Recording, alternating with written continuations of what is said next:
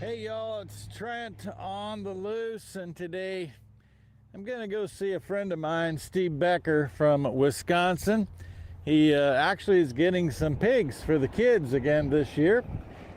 And I've got a little scenario that is unfolding because you can see behind me, it's not a big city, but it's a housing development, so to speak.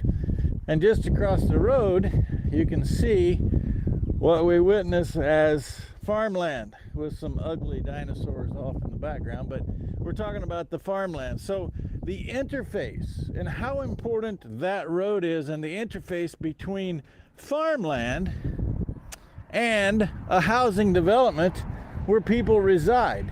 Do you wonder, I wonder myself, I wonder how many people that drive down every highway that divides the urban and rural, not that this town's real urban, but it is certainly the city versus country concept. But if it's not, if the people who own that land right there do not have the ability to take care of that land as they see fit, those of us that do not produce our own food, well, I produce my own food, but the individuals in this country who do not produce their own food are in jeopardy. That's why, and what I want to do is make the case stronger than ever before, that the challenges that the farm families have in this country to continue to utilize their property as they see fit is going to benefit the 330 million Americans that call this country home.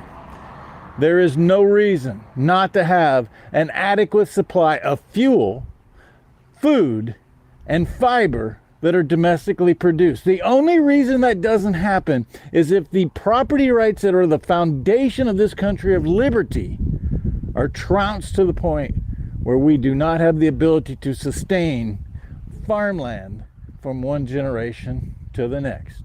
And that is the embodiment of Steve Becker and his family from Urbandale, Wisconsin. And undoubtedly, because Steve milks cows, we're going to have to talk about high-path avian influenza in the cow herd. What will the impact be to dairymen all across this country? Will there be any? Or is it just a big buzz? That's all I had today. Trent, on the Loose. Trent Loos here for my friend Greg Hager. Do you know why he has been named the Entertainer of the Year? It's because he writes his own stuff. It's because what he writes and performs and entertains will touch you in a way like very few songwriters can touch you. His country, his Christian roots come to life. Visit greghager.com for tour dates, merchandise, and book the show yourself. Use the code GREG24 for a discount. greghager.com. Are you looking for something special or one of a kind? At Bassett Motors, we can help you find exactly what you want. Come on in and experience how small-town hospitality and personal service can make car buying a pleasure. We know interest rates are important to you. We have multiple lenders to negotiate your lowest payment. Visit us on Highway 281 in Carrington, North Dakota, and online at BassettMotors.com. Bassett Motors, where our customers send their friends. At OLS Tubs, we focus on quality ingredients to create premium, low-consumption supplements that save producers time and money. Our customers see increased profits through better conception rates, heavier winning weights, and less time and money spent on doctoring herds. OLS formulas focus on highly bioavailable trace minerals and vitamins, as well as key ingredients to improve immune response, colostrum quality, and feed conversion. Our exclusive formula propels your livestock to their full genetic potential. This is why we confidently say OLS Tubs are simply the best. In the heart of North Dakota lies a beautiful community to live, work, and play. Beulah is surrounded by nature and just minutes from Lake Sakakawea and all that it offers. The possibilities for fun and relaxation here are boundless. It's the perfect place to find a fulfilling career, epic adventures, and a welcoming community. Life here is legendary. Plan your visit today and see what you're missing. Folks, when it comes to crop protection, you need equipment and technology you can count on. The Apache sprayer accomplishes all of that, but you need something else. A service counter and a group of people that'll help you when you need it. Simpson Farm Enterprises at simpsonfarm.com, and High Plains Apache from Mandan. They have the service, they have the equipment. All they need is your confidence. Online, simpsonfarm.com or highplainsapache.com.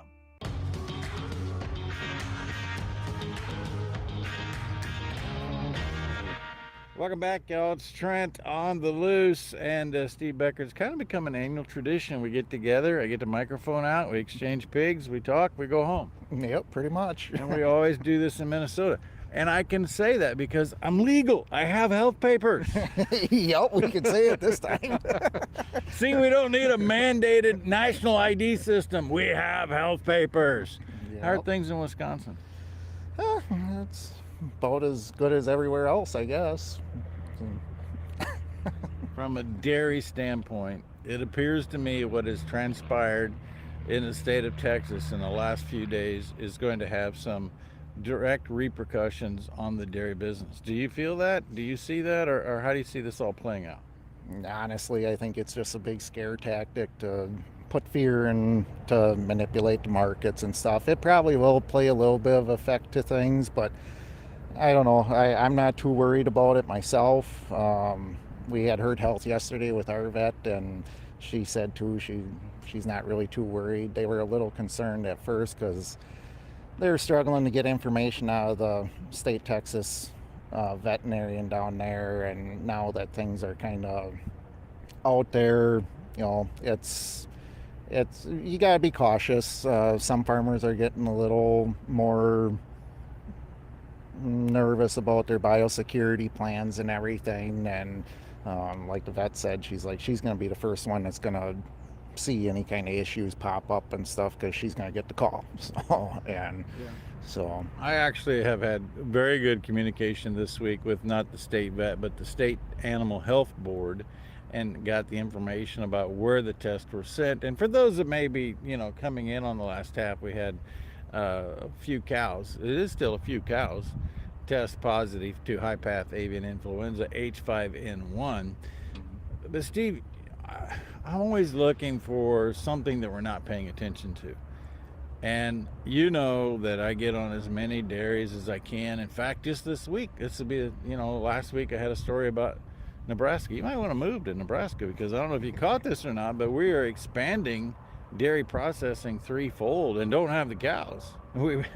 Nebraska's been working and trying to bring about dairy processing for so long. And grassland, by the way, with this whole butter thing, is one of the expansion models. So what are you seeing? Because we continue to see more expansion on the big side of the dairy equation and challenges on the smaller side. yeah, that's exactly it. It's getting tougher and tougher for us small guys. Wife and I were a small dairy, family dairy, and it's getting harder and harder for us to survive. And we actually have some dairy processors that are actually starting to cut the small farmers and stuff, and that's kind of alarming. You know, we're trying to hang on, and it's getting tougher and tougher to do.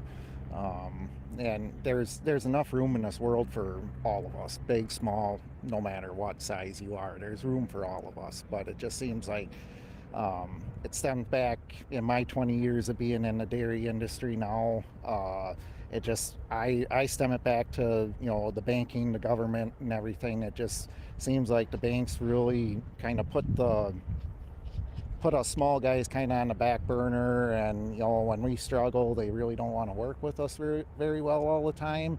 And if we do stub our toe hard enough, so to speak, where the bank comes in and takes the farm away, they turn around and sell it to one of their large portfolios for pennies on a dollar, basically, and it just gobbles up these small farms and stuff.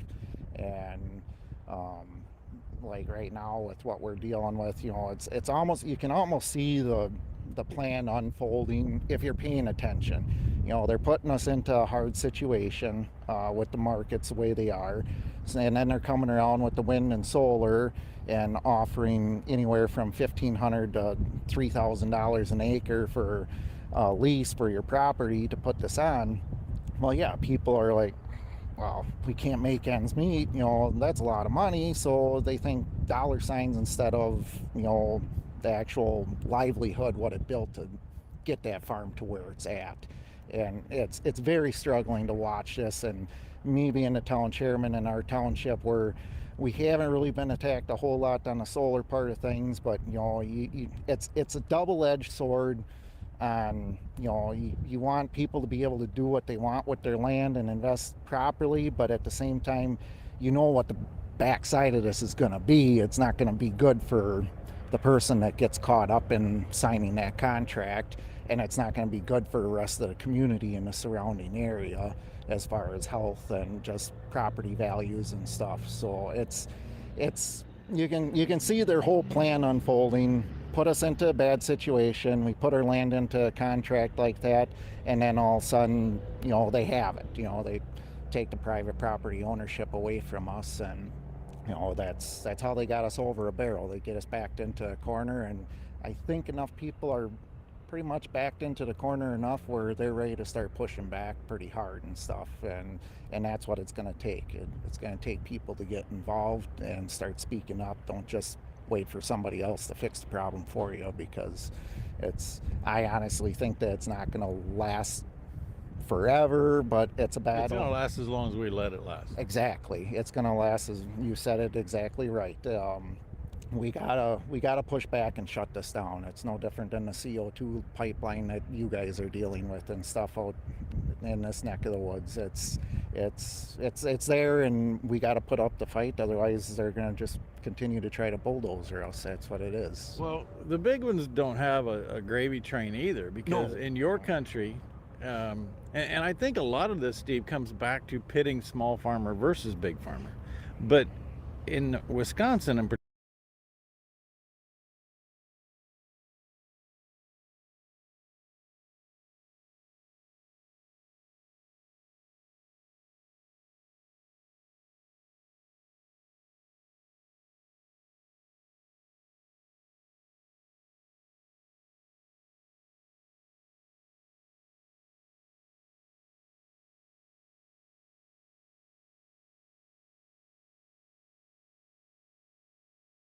consumer to consume. Exactly. And once your $40 million investment goes haywire at any level, the whole dairy is tits up, pun intended. Yep, that's exactly you what have to milk cows tits down, not tits up. Yeah, it doesn't work so well the other way around. Wait a minute, you've tried it? If they're tits up, then you're putting them in a compost pile or calling the rendering truck. That's a whole different biofuel right there. Yep, exactly. And that's one thing I stress a lot on. There's and I lack on doing my deep diving and stuff on certain things, but there is way better renewable energy sources out there than this wind and solar taking up productive farmland, because they're after the productive farmland. They're not after the poor quality land that we don't want to farm. They're after the productive cropland. And why are they attacking that productive farmland, the high quality farmland? And it's anybody that has their eyes open to what's going on knows exactly why they're after that. They're going to take it out of production, and eventually the population will starve if we're not producing enough food to feed the population.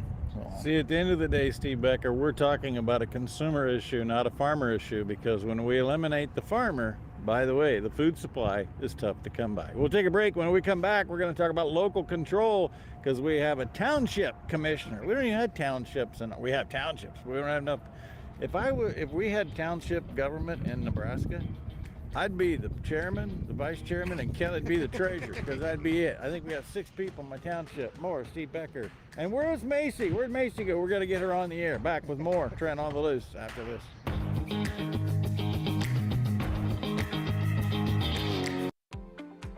People get sick for 2 reasons, and 2 reasons only. Your body's missing something that it needs, or it's exposed to something that it doesn't need. So if you supplement what the body's missing, the body fixes itself. If you remove from the body toxins that are interfering with the body's doing what it's normally designed to do, then the body heals itself. It's really that simple. NO2U, that's nitric oxide, NO, number 2, letter U.com, and you put Trent as coupon code, you don't pay any shipping.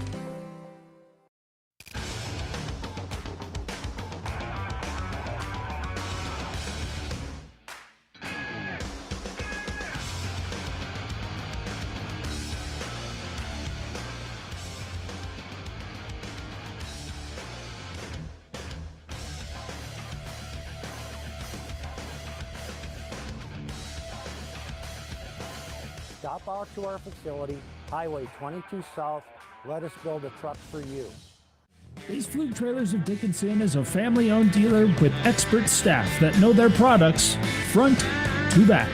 We stock over 150 units of all types and can custom order a trailer with the unique features and capabilities you require for brands you can trust. Our experienced service team is the reason we're also the best place to have your trailer customized or repaired. Count on Base Fluke Trailers of Dickinson to keep you hauling. Hello and welcome to the MHA Interpretive Center. It's the perfect stop along the Lewis and Clark Trail and the cultural hub of the Mandan, Hidatsa, and Arikara Nation. Nestled along the shores of Lake Sagagawea in Newtown, North Dakota, 1 mile west of the Four Bears Casino. You can enjoy amphitheater performances, art exhibitions, and educational workshops utilizing our living cultural center. Enjoy some coffee, browse our gift shop, and learn about the original people of this land. Learn more at mhanation.com/interpretive center.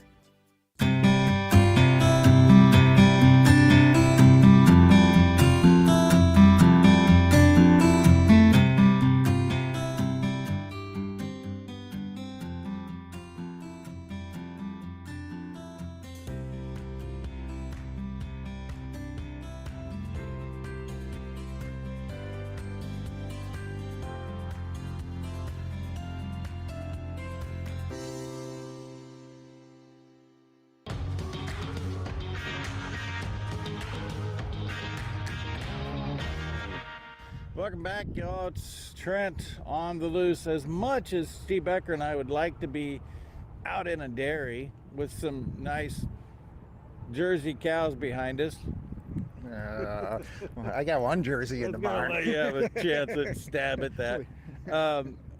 You know, it's kind of fitting that we're actually here in Austin, Minnesota, with the consumers behind us, because the folks who live in that house are the ones going to pay the price.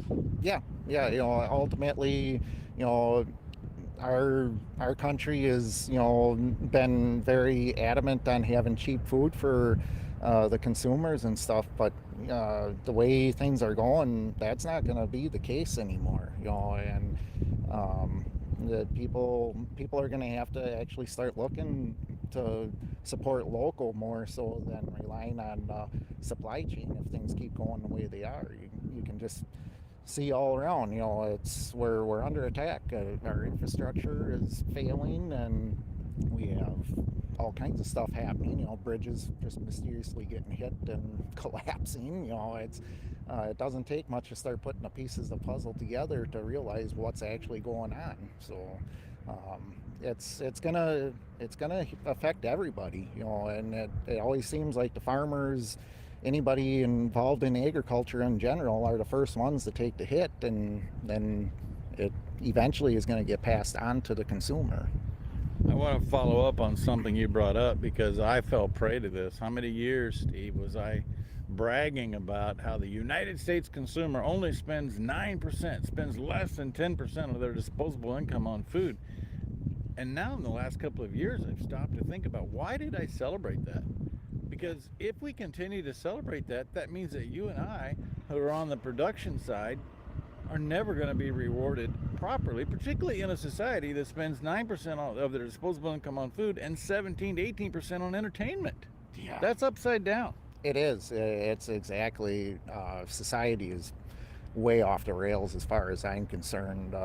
You know, sports is one of the biggest things that I notice, you know, and going back to 2020 when coronavirus, when they shut us down and everything, that was one of the first things we heard people say, you know, it was so nice just to slow down, not have to go anywhere. You know, yeah, it sucked. I mean, we were shut down, you know, as dairy farmers. I mean, life didn't change for us. We didn't travel much anyway, but, you know, we kept on going. We did our daily routine and everything. We kept on going. There is no issues with as far as shipping milk or everything kept moving that way.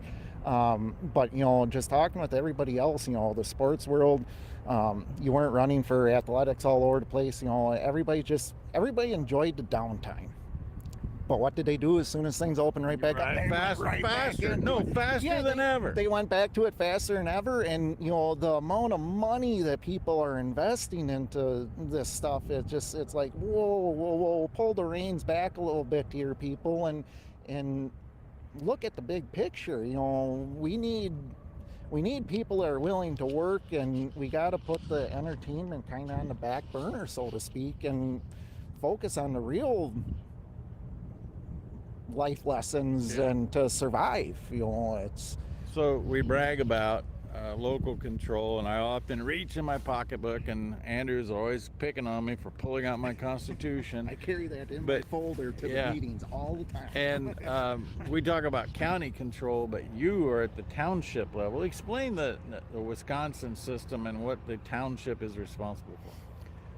Basically, what you're like in your state, the county is obviously in charge of your funds and everything, getting distributed and taking care of road maintenance and all that. Well, at the town level, we're basically below the county. You know, the county gets their cut out of the property taxes and everything, and we work together with the county to do a lot of the work. And basically, our job is to make sure our taxpayers' dollars are going where they need to be invested in. Local, you know, between fire department, we pay the city of Marshfield just to the west of us. We pay them for ambulance service and everything, and we have a joint volunteer fire department. And so you want to make sure that the funds are going to where they are, into the village or the township, and you know, just maintain things, keep everybody's safety and well-being in your mind and everything.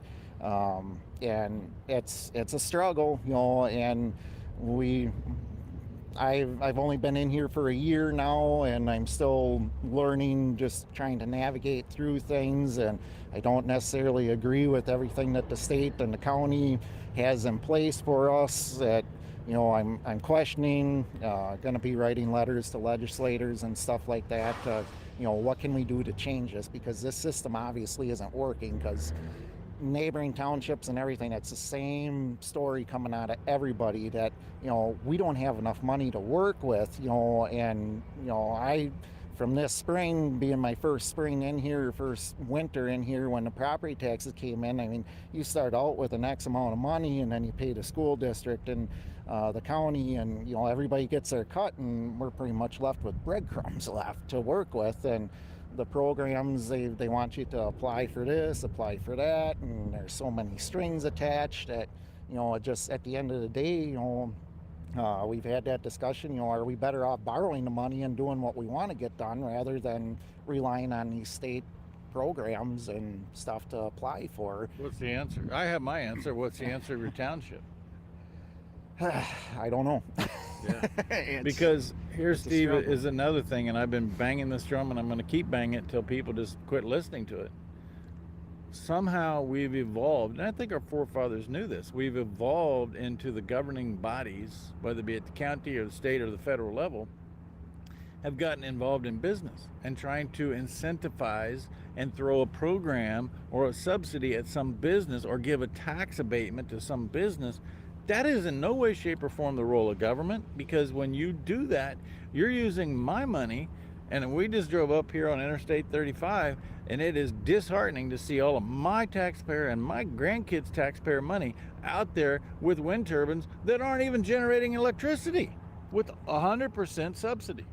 Exactly. You know, the federal government has, and state governments have, weaponized our own tax dollars against us, you know. And the same thing with the banking industry. You know, it's just they've weaponized everything against the taxpayers' backs, and now they come in and, you know, they're offering local people how many thousands of dollars an acre for a lease, and suckering them into it. It's like, that's already our tax dollars that they're just trying to manipulate you to take. And the USDA did the same thing with the CRP ground and everything. I mean, it was initially out there, the set-aside acres were for unfarmable acreage that was too wet, that you were always struggling in. Well, we got guys that are putting all their land into the CRP program just for that free money.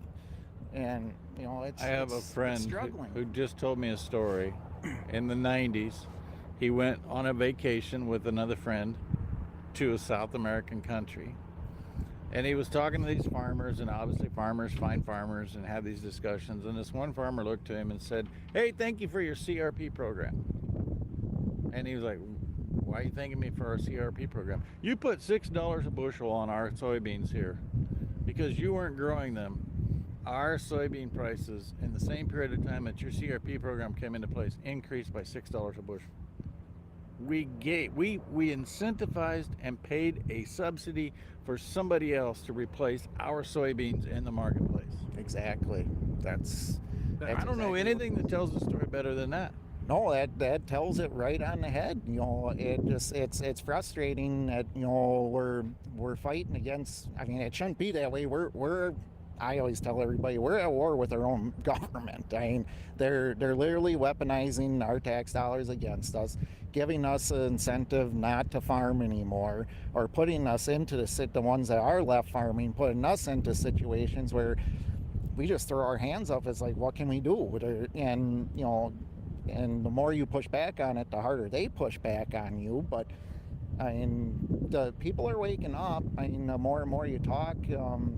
We have issues with our school district there and stuff too, and you know, people are waking up to it, and it's going to take numbers to get things turned around, and everybody's scared, you know. And I just had a conversation with somebody the other day, messaging back and forth that, you know, welcome to World War III, 5th generation warfare. You know, it's total chaos. Nobody really knows what's going on at every level. You know, you try to talk to people, and you know, they're like, "Oh, we don't know what's going to happen." Well, you know, yeah, it's scary, but you know, it's also kind of exciting at the same time that, you know, hey, things are going to come down, and it's time to restructure and rebuild.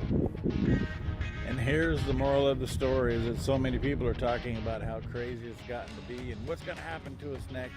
Steve, I still follow under the philosophy that we are going to be the drivers in what happens next.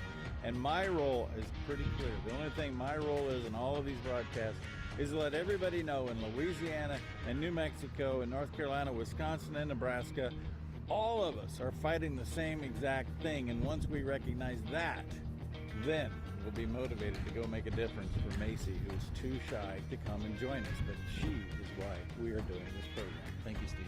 Thank you. Trent on the loose. God bless the veterans and the farmers who feed.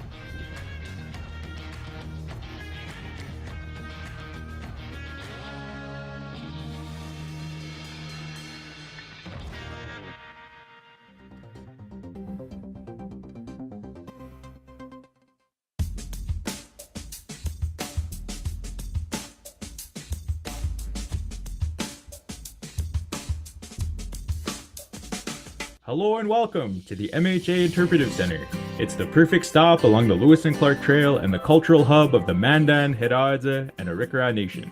Nestled along the shores of Lake Sagagawea in Newtown, North Dakota, 1 mile west of the Four Bears Casino. You can enjoy amphitheater performances, art exhibitions, and educational workshops utilizing our Living Cultural Center. Enjoy some coffee, browse our gift shop, and learn about the original people of this land. Learn more at mhanation.com/interpretive center.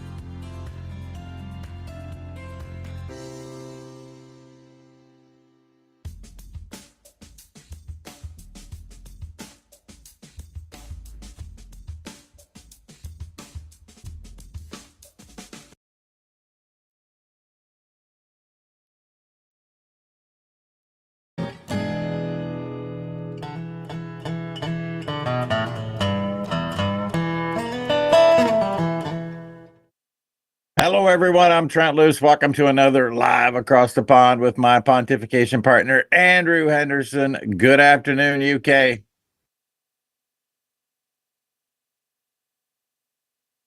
You're still here. You're all still talking, and you've had your eclipse go right the way through your country. And what did you make of it, Trent? Well, I talked to several people who are right in the path. I'm going to do my piece because, everybody's posting their pictures of the eclipse. I took it a little late. We were supposedly at like 74% eclipse Oh yeah. where we're Oh yeah. located. And Luke, I got a picture that I want to post. This was we're supposed to be at 153. I took this picture about 158. You can look right at the sun. Well, I it's could tell remarkably like the Earth. I could tell there was a dimming that took place, but I did talk to people along the path. Hotels are sold out. All the interstates had people packed on both sides of the roads, particularly in Indiana, around West Lafayette, Indiana. I didn't talk to anybody in Little Egypt. I don't know what happened in that part of the world, but Did you not point out to them if they waited till 7 o'clock at night, they could get this for free, like darkness? Remember he worked that one out in America yet? No, they haven't. Hey, how are you going to build a $1.6 billion economic activity if you wait till darkness? Well, yeah. The trouble is, Trent, that those figures just bounce off me because A, do I believe them? No. And B, who counted? It really, I start to hear these figures being banded around and it's just bovine fecal matter. Nobody will ever be able to prove it's right or wrong, that figure. That's somebody's algorithm that's worked out how many hotel rooms might have been extra filled that day and therefore what the revenue might be. Anyway, there you go. You've had your 8th of April. When's the next one? It's about 7 years' time normally, isn't it? It seems to be every 7 years at the moment. Yeah, I don't know, to be honest. Yeah. So, but on a more serious note, there are lots of things supposedly happening in Ukraine. I say supposedly because, again, I don't know for sure whether this information, but I don't know whether you've seen this. He's actually conscripting, mentally challenged children into the army. How about that one? Yeah, or Down syndrome. Down syndrome, as we call it. You told. How many Down syndrome adult males can there be in the Ukraine? Not many, I would have suggested, because they wouldn't really have been supported that well by the state. But there's certainly some pictures of them being conscripted. I mean, at the end of the day, I'm pretty sure they're probably all in institutions somewhere, because that's the way that Eastern Bloc regimes seem to treat people who are mentally challenged. So it wouldn't surprise me if they were all in one place. That's not really much off of what Canada has now started to assist suicide of people in. Oh, I know. That are deemed to be mentally challenged. And I don't think that's a fair assessment to call them mentally challenged, but that's the term that they're using. Well, it is slightly different. They're both types of mental illness. I'd agree with you, but unfortunately, no, I said I'm not sure that they should be considered mentally ill. I said that point blank. No, but certainly somebody with Down syndrome is genetically, mentally ill, aren't they? Do you not believe that, or do you disagree with me? Well, definitely there's some genetic issue, but I'm not going to say they're mentally challenged. No, I'm not going to go along with that. Okay. And what?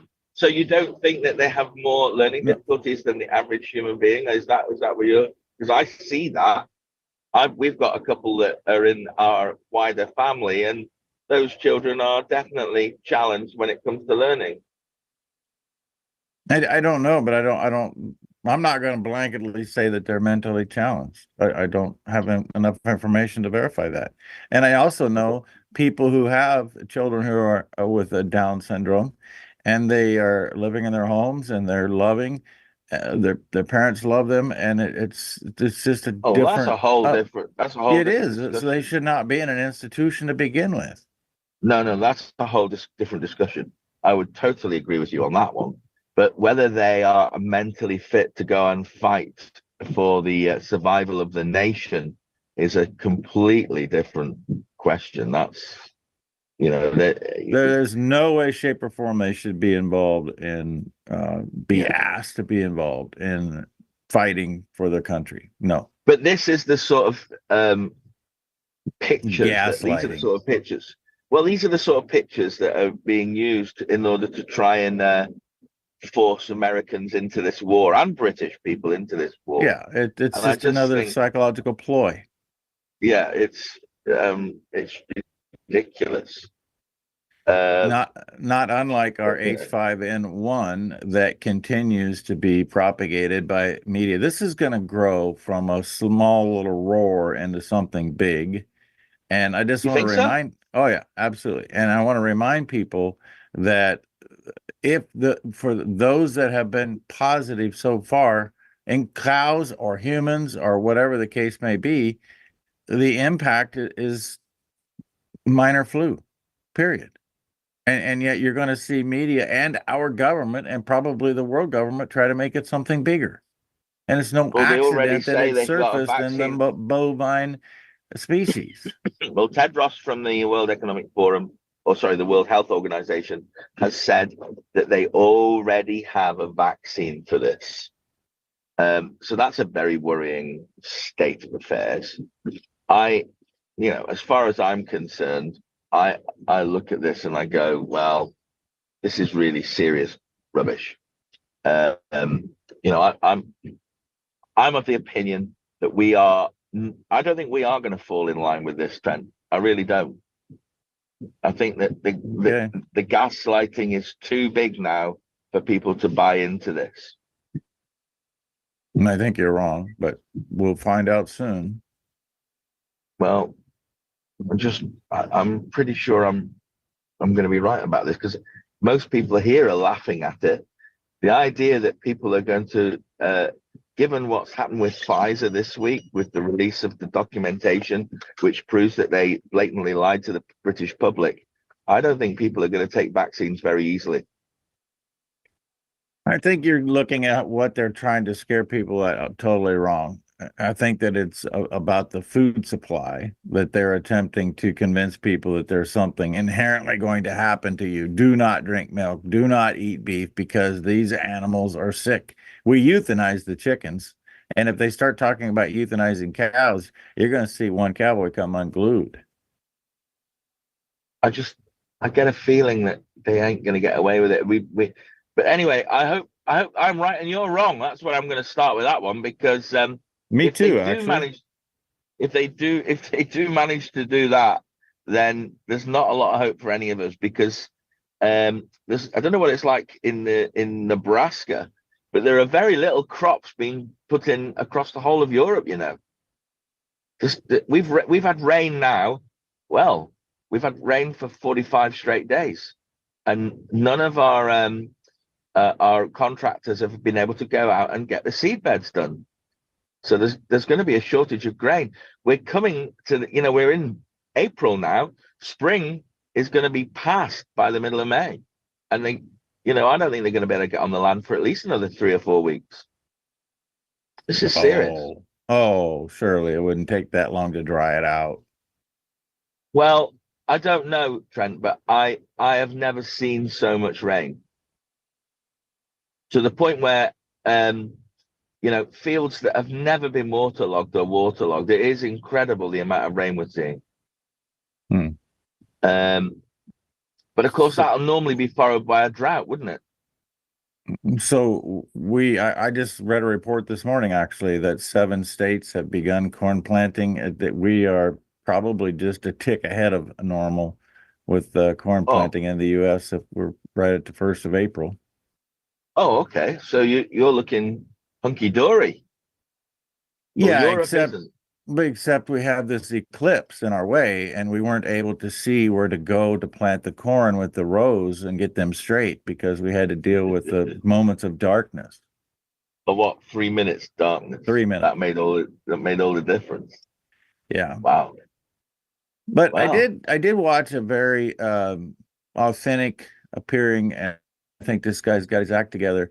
He said that the eclipse itself and April 8th is not the day you need to worry about. You need to worry about what the new beginnings are and what happens post April 8th. Yeah, the start. I saw that those two words on the internet on a regular basis yesterday. The start. So what is it the start of? We're about to find out whether it was the start of something. Starting from right now, I think. Is that right? That's correct. Right now, we're taking a break. Live across the pond, Andrew Henderson, Trent Loos. We're back with more after this. I'm a farmer also. There is no reason, zero reason, to sign any easements. Zero. Because they have yet to have an IUB permit. And if they get it, let them come grovel. You should be in control, not them. So why sign it and let them win?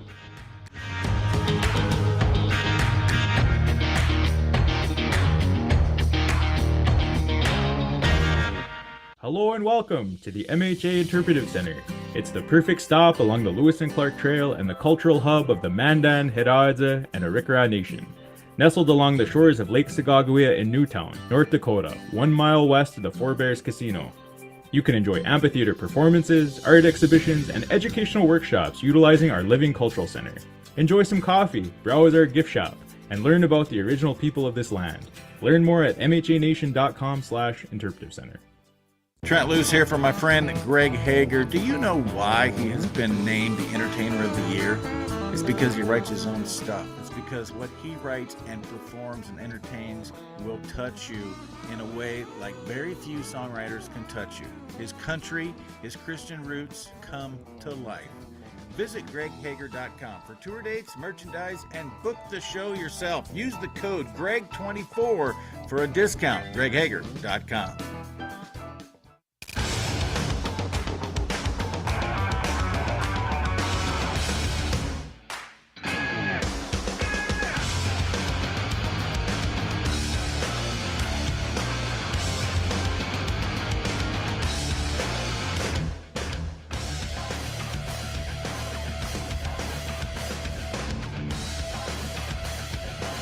Stop out to our facility, Highway 22 South. Let us build a truck for you. Base Fluke Trailers of Dickinson is a family-owned dealer with expert staff that know their products front to back. We stock over 150 units of all types and can custom order a trailer with the unique features and capabilities you require for brands you can trust. Our experienced service team is the reason we're also the best place to have your trailer customized or repaired. Count on Base Fluke Trailers of Dickinson to keep you hauling. Are you looking for something special or one of a kind? At Bassett Motors, we can help you find exactly what you want. Come on in and experience how small town hospitality and personal service can make car buying a pleasure.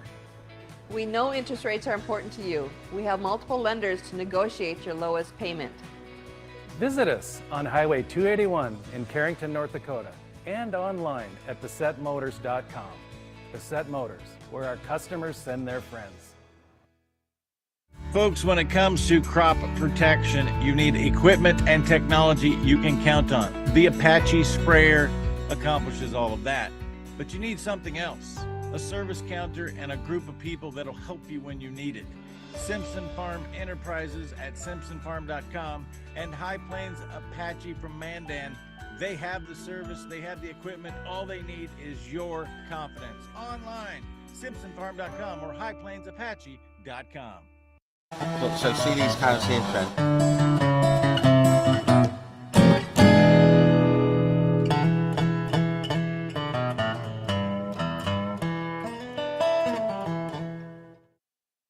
Welcome back, Trent Loos, Andrew Henderson, live across the pond, and I want to do a follow-up with Dan Harvey and what he said about conservation easements and his presentation. But Andrew said he has a question for me before we start. Yeah. What do you think is the most noticeable effect of this massive amount of rain that we've had. Luke just said since records began, it's the most rain that's ever fallen in the UK since I think he said 1836. It might be in 1863, but it was one of those two dates. And what do you think has been the most noticeable thing about all this rain, Trent? Well, China is severely short on rice, and so they have now created an environment where the UK has no choice but to grow rice to feed the staple that is needed in China to feed their people. That's a very good answer. It's the wrong answer though, and nobody has the same. Nobody has the same intuition as Prophet Loos. But I have to tell you that the biggest problem is potholes in the roads. Our roads have never been as bad as they are now. The rain has really made a right mess of our roads, and that's one of the other reasons why I don't quite believe your statement where you believe everybody's going to start taking to heart the rhetoric that comes from the politicians. I think the politicians have lost some of the big arguments about the future. And I think that is why whether we should spend money on the roads and not Ukraine is a big issue. Whether we should spend money on our own borders and not Ukraine's border is a big issue. And I've got a feeling that there's some similar issues in America that have equal standing to where money is spent compared to where the politicians want to spend it. You're absolutely right. In fact, I have a very interesting observation that I didn't think I would use on this program, but now you've walked me into it. When I came home from that fantastic meeting in Wesley, Iowa on Friday evening, on Saturday, I'm driving home on Interstate 35. I get on it at Clear Lake. I come south, and for the first 90 miles until Ames, literally on a main interstate that goes from Minneapolis to Des Moines, actually goes all the way to San Antonio, but in this part of the region, it goes from Minneapolis to Des Moines. You literally have to dodge potholes on the interstate. I mean, it's dangerous because you can't just drive down the main path. Wow. And then you get to Ames, and from Ames to Des Moines, they have massive road construction taking place, not fixing the road that's there, expanding it and making it wider. And Justin Elledge was with me. I said, Justin, they're spending billions of dollars down here when you can't hardly even drive on the road 80 miles behind us. It's like, where's your priority and what you're spending, and why are you spending all this money from Ames to Des Moines? Well, it's very obvious here they haven't got any money. And apart from the freeways because as you know, we only have about 6 lengthy motorways or freeways or interstates, as you call them. The rest are all A and B roads, and very few dual carriageways, which is a road with two lanes. So here in the UK, because we're limited to space, apart from the freeways, everything else is an absolute disaster, and it's putting up insurance premiums. It's obviously costing business money because time is money. And so, at the end of the day, people are starting to ask some very serious questions about where money is being spent. That's the long and short of it. And the irony of that is the new Labour Party, which is the equivalent to your Democrats, they look like they're going to come into power. That's like the blind leading the deaf and blind. That is how stupid this is going to be. It's we're going to go from absolutely nothing to minus nothing. It's incredible how stupid people are if they actually do vote these people in. So last week you threw out there, and it seems as though you heard word without confirmation. Do you have confirmation or deny the fact that Zelensky actually bought a $20 million property in the UK? I'm pretty sure he definitely did, and I'll tell you why. On X, as you know, normally if somebody starts to make an accusation like that, they will put notes below it and say, this has not been proven. This is just, stirring aggression against the political establishment. There's been nothing. and loads of. I've seen it everywhere. I don't know what X you pay attention to. I see people put bovine fecal matter up there all the time without saying that it's verified. No.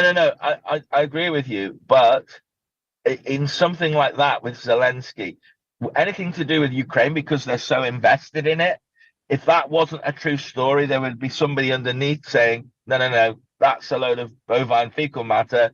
There's no truth in this. Highgrove House is a very, very well-known building. It's known to be Charles's residence. I mean, the fact that that's been sold, people have said it's Zelensky, and nobody has questioned it, tells me it is Zelensky.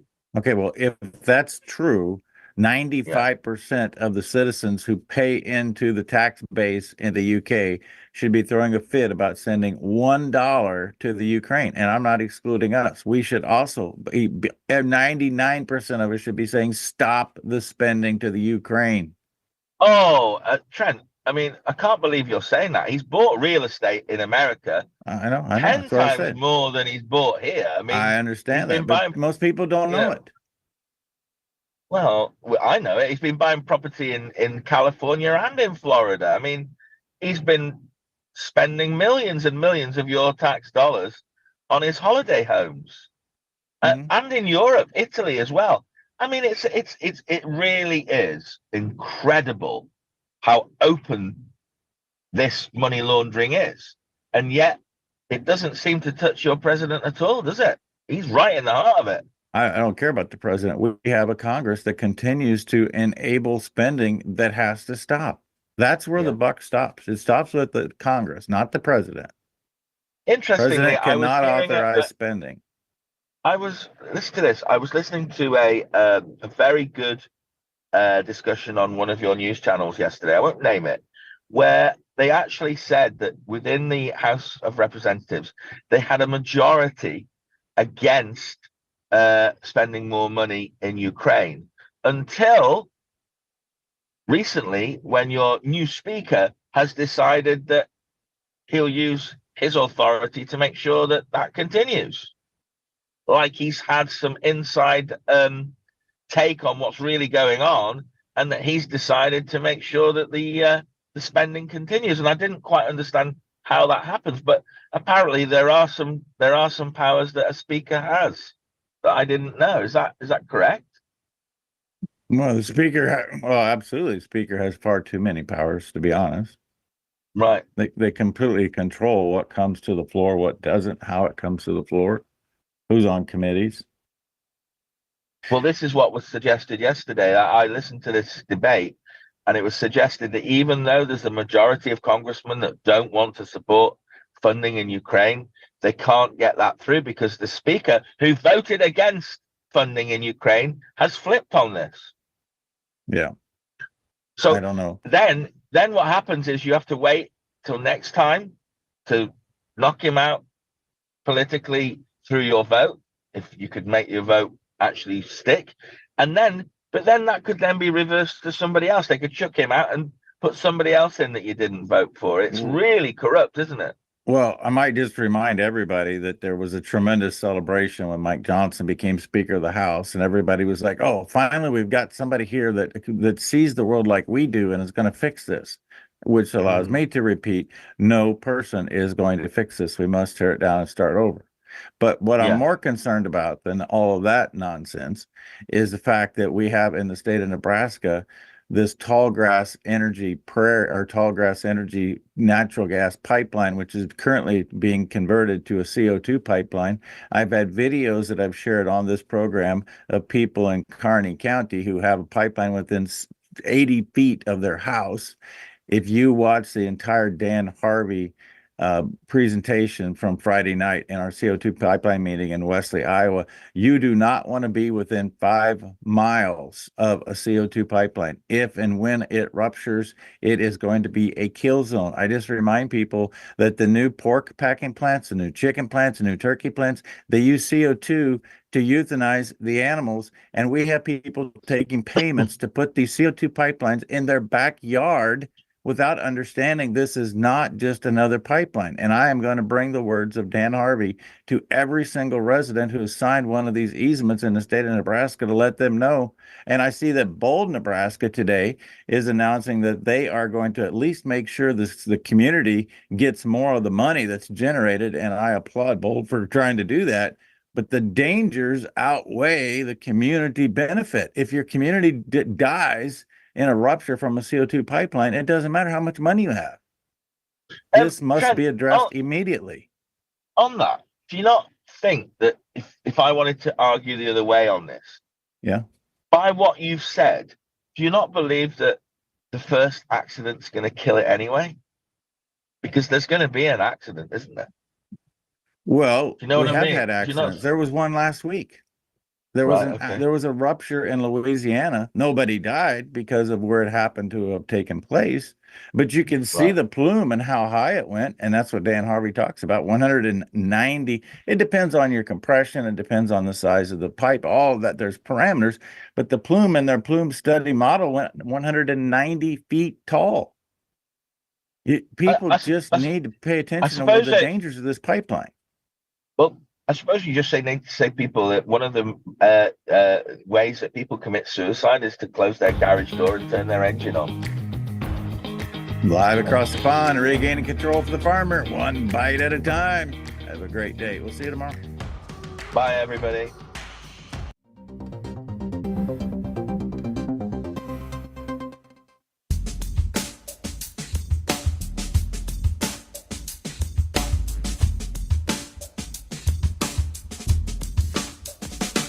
At OLS Tubs, we focus on quality ingredients to create premium, low-consumption supplements that save producers time and money. Our customers see increased profits through better conception rates, heavier winning weights, and less time and money spent on doctoring herds. OLS formulas focus on highly bioavailable trace minerals and vitamins, as well as key ingredients to improve immune response, colostrum quality, and feed conversion. Our exclusive formula propels your livestock to their full genetic potential. This is why we confidently say OLS Tubs are simply the best.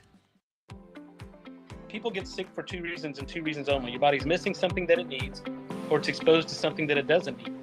So if you supplement what the body's missing, the body fixes itself. If you remove from the body toxins that are interfering with the body's doing what it's normally designed to do, then the body heals itself. It's really that simple. NO2U, that's nitric oxide, NO, number 2, letter U.com, and you put Trent as coupon code, you don't pay any shipping. In the heart of North Dakota lies a beautiful community to live, work, and play. Beulah is surrounded by nature and just minutes from Lake Sakakawea and all that it offers. The possibilities for fun and relaxation here are boundless. It's the perfect place to find a fulfilling career, epic adventures, and a welcoming community. Life here is legendary. Plan your visit today and see what you're missing.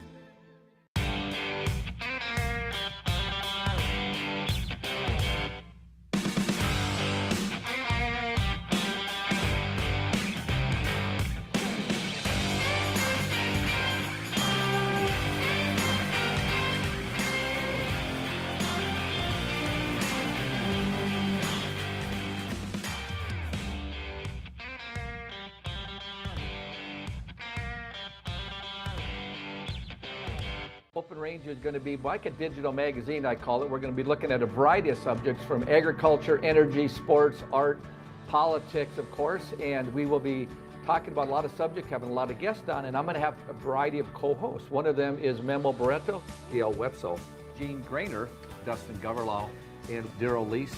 Welcome to Open Range, weeknights at 9 p.m. Central Time on Beck TV.